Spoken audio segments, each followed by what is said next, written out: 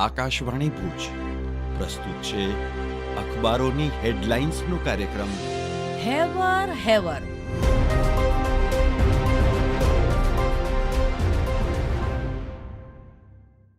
Operation સિંદૂર. હું જયેશ રાવલ. એનડીટીવીનો અહેવાલ છે, ભારતના ઓપરેશન સિંદૂર પછી પાકિસ્તાનમાં મુખ્ય એરપોર્ટ્સ 48 કલાક માટે બંધ. ભારતે ઓપરેશન સિંદૂર હેઠળ પાકિસ્તાનના મુરીદકા, બહાવલપુર, કોટલી અને મુઝફ્ફરાબાદ સહિત 9 આતંકવાદી ઠેકાણાઓ પર હુમલા કર્યા. આ પગલું પહેલગામમાં 22 એપ્રિલે થયેલા આતંકવાદી હુમલાનો બદલો લેવા માટે લેવામાં આવ્યું, જેમાં 26 લોકો મૃત્યુ પામ્યા હતા. ભારતીય સેના, નૌકાદળ અને વાયુસેનાએ સંયુક્ત રીતે આ ઓપરેશન ચલાવ્યું. હુમલાઓ પછી પાકિસ્તાને મુખ્ય એરપોર્ટ્સ 48 કલાક માટે બંધ કર્યા અને ભારતે પણ શ્રીનગર એરપોર્ટ પરથી તમામ નાગરિક ફ્લાઇટ બંધ કરી. ભારતે હુમલાઓને સચોટ અને મર્યાદિત પ્રતિસાદ તરીકે વર્ણવ્યા છે.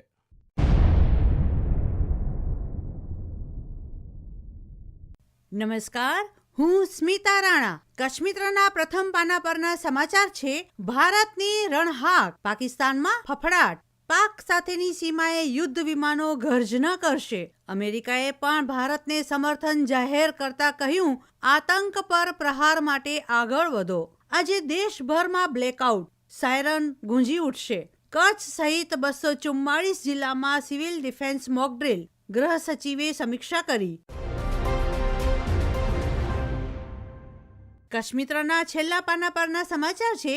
માધવ માસે કચ્છભરમાં અષાઢસ્ય માહોલ. કચ્છમિત્રના અંદરના પાના પરના સમાચાર છે. કચ્છની કોલેજોમાં આવશ્યકતા અનુસાર બેઠકો વધારાશે. 12મા ધોરણના ઊંચા પરિણામ બાદ કચ્છ યુનિવર્સિટીએ એક પણ છાત્ર પ્રવેશથી વંચિત ન રહે એ માટે કવાયત હાથ ધરી.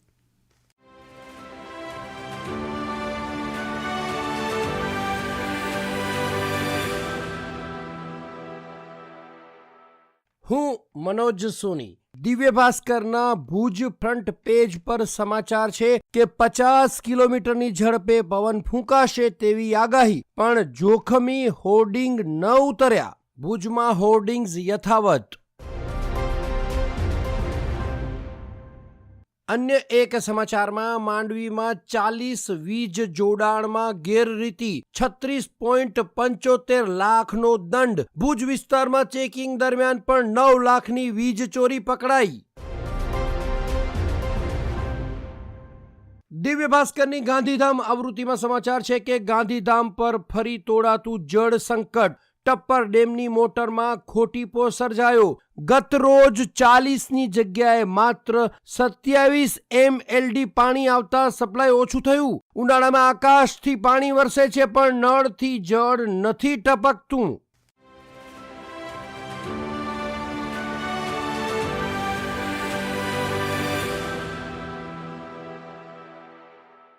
હું પાયલ અંતાણી.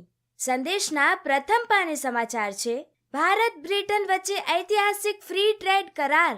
બંને દેશો વચ્ચેની વ્યાપક વ્યૂહાત્મક ભાગીદારીના સંદર્ભમાં એક અભૂતપૂર્વ સિદ્ધિ.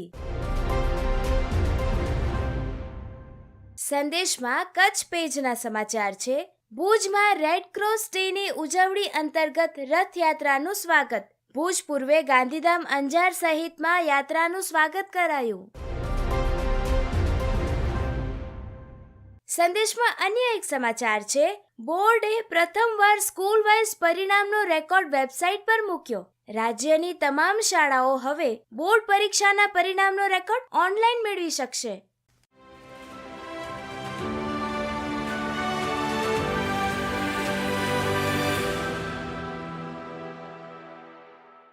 હું કેવિન સોની. ગુજરાત સમાચારના અંદરના પાને સમાચાર છે.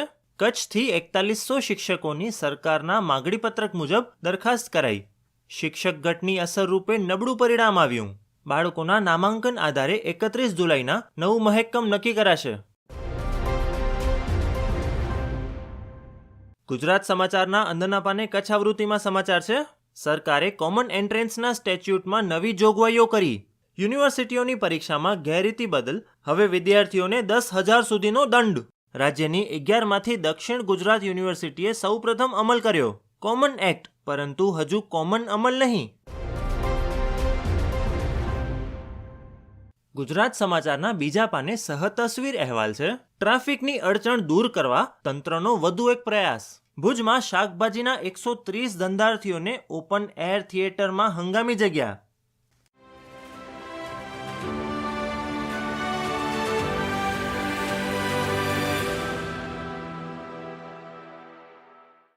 कलाकार खुद को कला में उजागर करता है, कलाकृति को नहीं.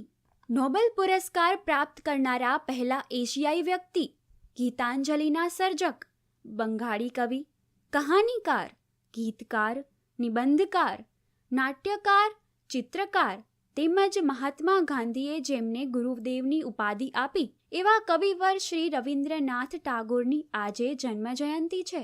રવિન્દ્રનાથ ટાગોરનો જન્મ 7 મે 1861ના રોજ થયો હતો. પશ્ચિમ બંગાળમાં આજે રવિન્દ્ર જયંતિ એક સાંસ્કૃતિક ઉત્સવ તરીકે ઉજવવામાં આવે છે. વિશ્વભરના રવિન્દ્રનાથ ટાગોરના ચાહકો ટાગોર ફિલ્સ તરીકે લોકપ્રિય છે. આ દિવસે મહાન કવિ ટાગોરની અદ્ભુત સિદ્ધિ અને અસાધારણ સાહિત્ય રચનાની ઉજવણી કરવામાં આવે છે. તેમણે ભારતનું રાષ્ટ્રગીત જન ગણ મણ રચ્યું હતું, જે તેમની સૌથી નોંધપાત્ર કૃતિઓમાંની એક ગણાય છે. સાહિત્ય અને કલા જગત પર તેમની અસરથી અન્ય ઘણા લોકોને કલાના ક્ષેત્રમાં તેમના જુસ્સાને અનુસરવા માટે પ્રેરણા મળી છે. તેમના ગીતો અને વાર્તાઓ હજુ પણ નવી પેઢી માટે તેમના ઉત્કૃષ્ટ કાર્ય વિશે જાણવા માટે એક માઇલસ્ટોન માનવામાં આવે છે. અખબારોની હેડલાઇન્સનો કાર્યક્રમ હેવર હેવર